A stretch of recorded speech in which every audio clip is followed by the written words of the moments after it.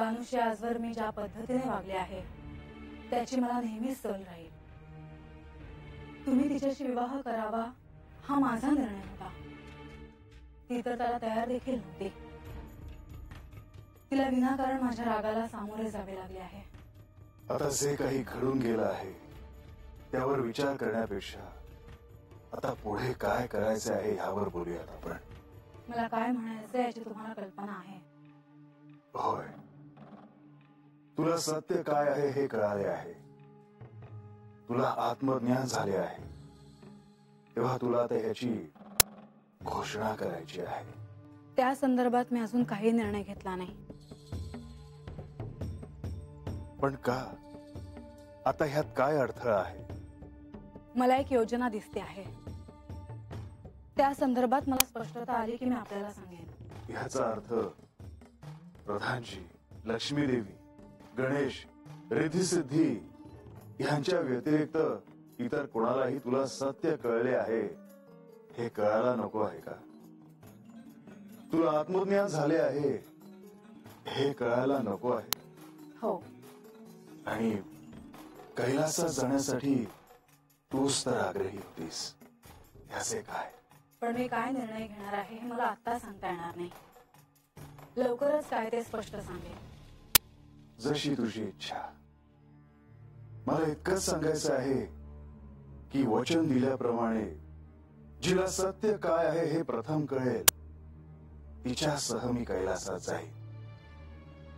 आणि यासाठी माझा आकार नाही आहे. मला माहिती आहे आपण दिलेल्या शब्दाचे काय मूल्य आहे. पण एक विचारायचे आहे. पण मला एक सांगा, बानूचे काय करायचे? तुम्ही तिच्यासाठी काय करता आहात?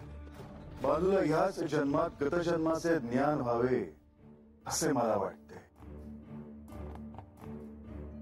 आता इथे थांबण्याचा निर्णय तुझ्या हातात आहे. तू जेव्हा सांगशील तेव्हा मी कैलासात जाण्यासाठी प्रस्थान करेन. सूर्योदयानंतर पहिल्या प्रहरी मी तुम्हाला निर्णय सांगेन. चालेल. परंतु एक गोष्ट मात्र आहे. ह्या जेजुरी गडाला, करे पठाराला, इथल्या प्रिय भक्तांना सोडून जाणे एवढे सोपे नाही.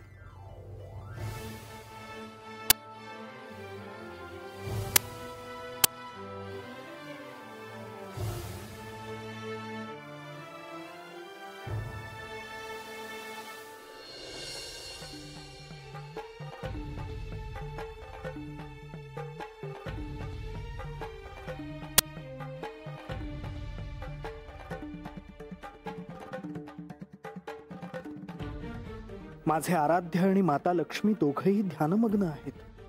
आता काय करावे? त्यांचे ध्यान भंग होणे उचित नाही. पण बानूला भेट देऊन आल्यावर काय घडलं हेही त्यांना मला सांगायला हवं. काय करावं? मुनिवर, प्रणाम प्रभू. प्रणाम माते. मुनिवर, तुमचे इथे येण्यामागे काही विशेष प्रयोजन तर नाही ना? तसे म्हणाल तर माझ्या इथे येण्यामागे एक विशेष प्रयोजन आहेच. काही समस्या तर उद्भवली नाही ना मुनिवर? माते, मी बानूला भेटून आलो. जेजुरीत जे काही घडलं त्याबद्दल जाणून घेण्याची सर्वांनाच उत्सुकता आहे.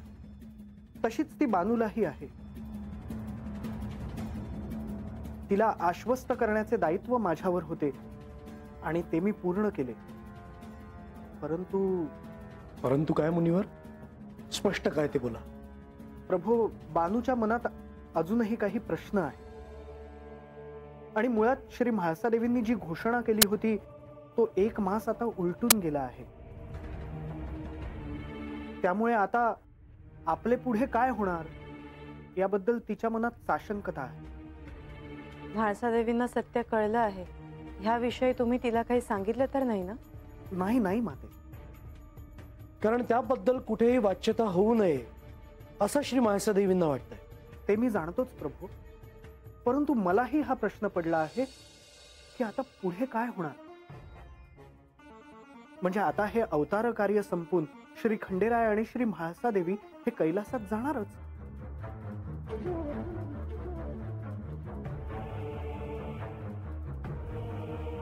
मुनिवर, त्याबद्दल कोणाला काही कल्पना नाही, परंतु हेही आहेच की अवतार कार्य संपवून कैलासात जाण्याचा क्षण जवळ आला आहे.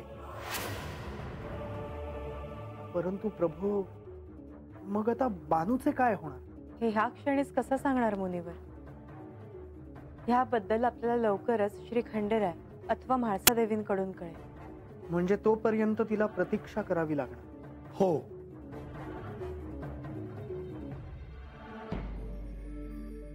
अशी काय पाहत आहेस? तुमच्या या अवतारावर प्रेम करायचं राहूनच गेलं. मला याचे शल्य आहे की माझ्यामुळे तुम्हाला खूप काही सहन करावे लागले. आता तुझ्या ध्यानात आले आहे ना, आता आपण एक वेगळे पर्व सुरू करूया. मी मोहिनीचे रूप घेण्याचे कारण हेच होते की मला तुम्हाला आनंद देता यावा. ज्या आनंदापासून आपण दूर राहिलो तो आनंद आता आपल्याला आपल्या संसारात दिसेल. साजतव रागतव आसतव दंग करीती ध्यासतव छंदतव गंधतव धुंद करीती याही जन्मी पुन्हा सजुदे प्रीतीची ही रागिणी.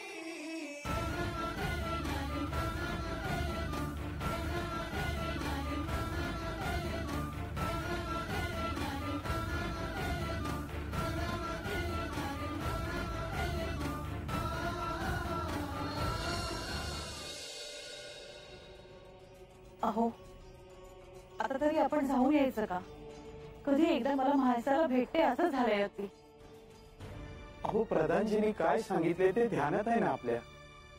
त्या क्षणी आपण जाऊन श्री खंडेराय आणि म्हाळसाची भेट घेणं उचित दिसणार नाही.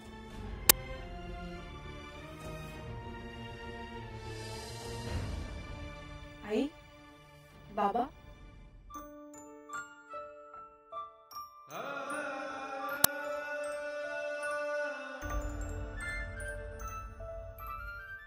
तुम्ही हे काय करताय? तुम्ही असं करू नका. असं करू नकोस म्हाळसा. तुला आता कळले आहे की तू साक्षात श्री पार्वती देवींचा अवतार आहे. आदिशक्ती स्वरूप आहेस तू. त्या आदिशक्ती स्वरूपासमोर आम्हाला नतमस्तक होऊ दे म्हाळसा. नाही बाबा, मला जरी या सगळ्याचा साक्षात्कार झाला असला तरी मी हे कसं विसरू की या देहाला तुम्ही जन्म दिला आहे. या देहाचे संगोपन तुम्ही केले आहे. तुम्ही मला लहानाचे मोठे केले आहे. या मनुष्य जन्मात तुम्ही माझे आई वडील आहात. हे मी कधीही विसरू शकत नाही. कधी एकदा तुला डोळे भरून पाहते असं झालं होतं माझ्या. मला तुझ्याशी खूप बोलावंसं वाटत होतं आणि तू अशी सामोरी आलीस की आता काय बोलावं हे सुचेनासं झालंय. आई, मला देखील तुझ्याशी खूप काही बोलायचं आहे. हे सगळं घडल्यावर आपण पुन्हा एकदा नव्याने भेटलो आहोत. खरं तर मला असं वाटतं की तुम्ही नसतात तर या माणसाचं काय झालं असतं. असं बोलू नकोस म्हाळसा. अगं, तू साक्षात आदिशक्ती स्वरूप आहेस. श्री महादेवांनी आमची प्रार्थना ऐकली आणि आम्हाला अपत्य प्राप्ती झाली. आता ह्या क्षणी नेवासेला मी लहानाची मोठे झाले ते सारे सारे क्षण मला आठवत आहेत. आम्हाला जे जे आमच्या परीने तुझ्यासाठी करता आलं ते ते सारं आम्ही केले. तुम्ही मला कधी कशाची कमतरता भासू दिली नाही. आमच्या मूढ बुद्धीला जे पटले ते आम्ही केले. आई, बाबा, तुम्ही असे परक्यासारखे का बोलता आहात? मी अजूनही तीच आहे, तुमची म्हाळसा. आम्ही केवळ निमित्त मात्र आहोत म्हाळसा. हे सारे घडणारच होते. शिवशक्तीचे मिलन होणे हे स्वाभाविकच होते. आज जे घडलं आहे त्यामुळे मी खूप प्रसन्न आहे. सांगा, तुम्हाला काय हवे आहे ते तुम्हाला मिळेल.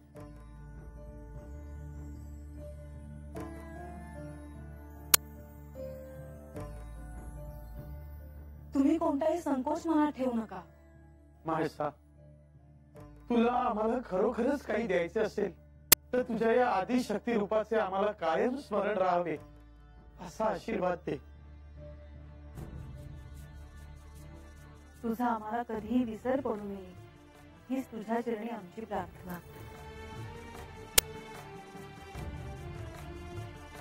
मलाही तुमचे कधीही विस्मरण होणार नाही.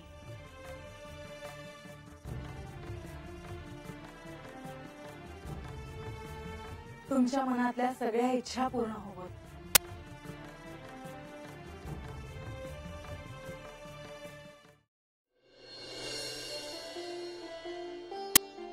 प्रधानजी, लक्ष्मी देवी,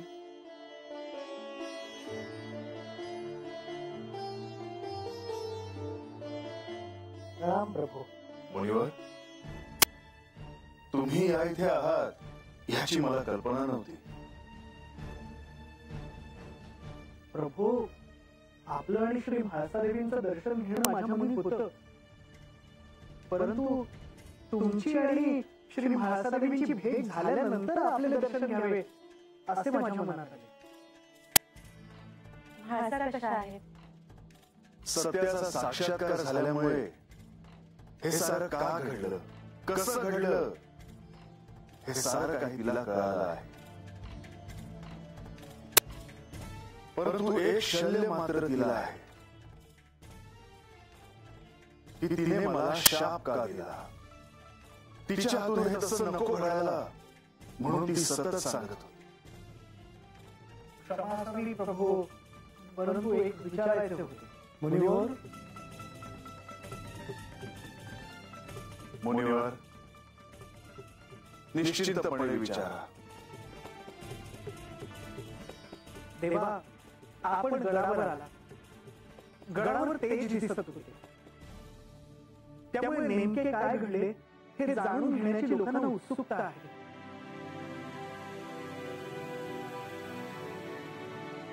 शिवाय श्री म्हाळसादेवींनी जी घोषणा केली होती तो कालावधी अर्थातच 1 मास पूर्ती झाली आहे.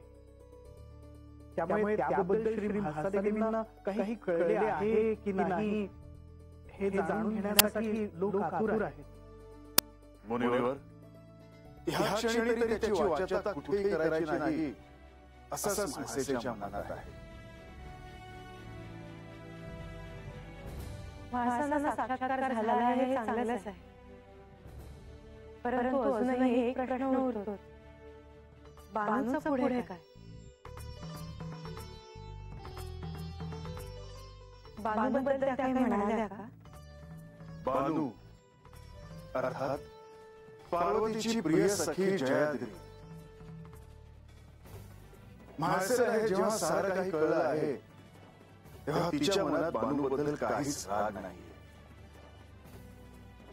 नारायण नारायण, म्हणजे हे आता बानूला कळणार का की श्री म्हाळसादेवी म्हणजे प्रत्यक्ष श्री पार्वती देवींचा अवतार आहेत?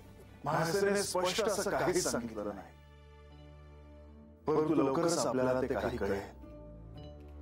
तिने निश्चित असा काहीतरी निर्णय मात्र घेतला आहे. कैलासात प्रस्थान करण्यापूर्वी सगळ्या गोष्टी बानूला कळतील. प्रधानजी, या निमित्ताने हिमावन, त्यांची पत्नी, रिद्धी सिद्धी, श्री गणेश, कार्तिकेय हे गडावर आले आहेत, परंतु त्यांच्या आदरातिथ्यासाठी काहीच पाहता आले नाही. हो, त्यांना देखील तुमची आणि म्हाळसादेवींची भेट घेण्याची इच्छा आहे. मुनिवर, मला ठाऊक आहे की बानूला मला भेटायचे आहे. मला देखील बानूला भेटायचंच आहे. कदाचित म्हाळसेला देखील तिला भेटायचं असणार. बानूपर्यंत हा निरोप पोहोचवा की लवकरच तिची आणि माझी भेट होणार आहे, किंवा कदाचित तिला या गडावर येण्याचे आमंत्रण देखील मिळेल.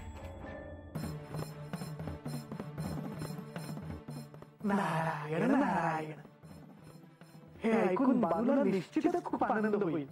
होय, 1 मास आमची भेट होणार नाही असं म्हाळसेने सांगितलं होतं.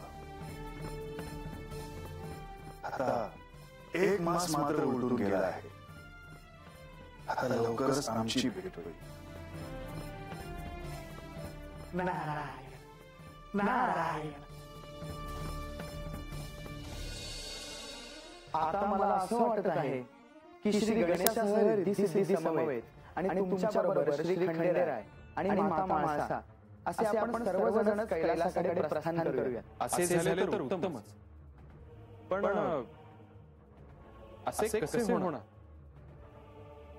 या आधी बानूला अर्थात जयद्रीला देखील सत्य कळायला नको का? पण म्हाळसादेवींनी केलेल्या घोषणेबद्दल सर्वांना ठाऊक आहे आणि आता त्याला 1 मास होऊन देखील गेला. म्हणजे आता घोषणा होणारच. ज्यात अर्थातच म्हाळसादेवींना सत्य कळालं आहे हे सर्व दूर होणार. आपलं म्हणणं योग्यच आहे कुमार. मास पूर्ती होता क्षणीच म्हाळसादेवी घोषणा करतील म्हणून आपण सर्वजण आतुर होतो. पण काय? पण मला असं वाटतं की याआधी श्री खंडेराय आणि म्हाळसादेवी त्वरित कैलासावर प्रस्थान करणार नाहीत. तुम्हाला असं का वाटतंय? आता तर साऱ्यांनाच कळालंय की म्हाळसादेवी कोण आहे ते.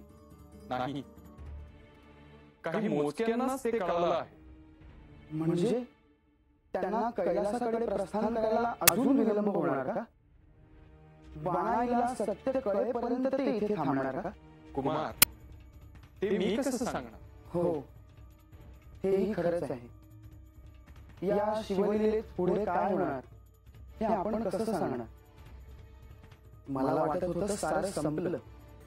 माता लक्ष्मी आणि श्रीहरी विष्णू आपल्या निवासी अर्थातच विष्णुलोकी परत जाणार आणि तसेच श्री खंडेराय आणि माता म्हाळसा कैलासाकडे प्रस्थान करणार. आता श्री खंडेरायांकडूनच कळेल आपल्याला पुढे काय घडणार ते.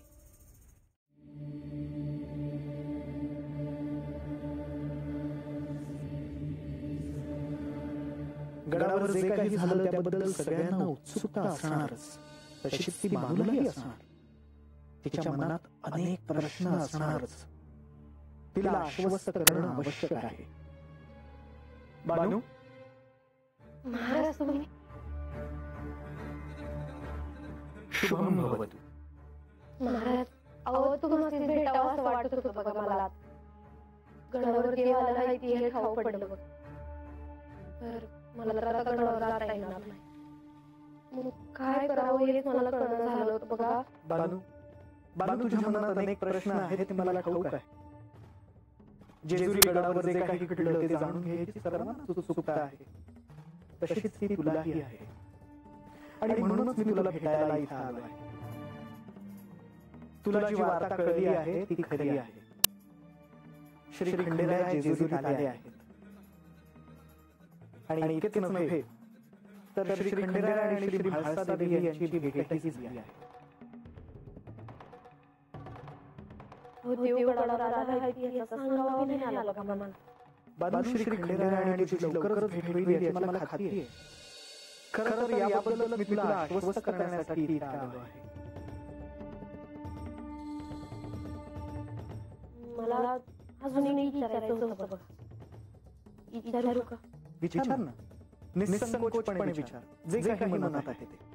महाराज, म्हाळसादेवी म्हणल्या होत्या का एका मासामध्ये खरं काय आहे हे त्यासनी ठाऊक पडत. आता 1 मास पुरावा आला तेव्हा त्यासनी खरं काय आहे हे ठाऊक पडलं का? तुझ्या मनात नेमका कसला विचार सुरू आहे हे मला जाणवत आहे.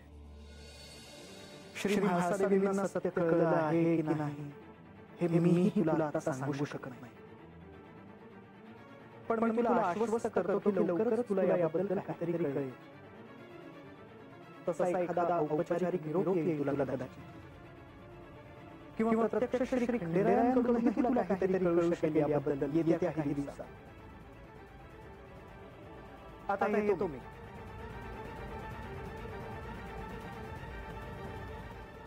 नारायण नारायण.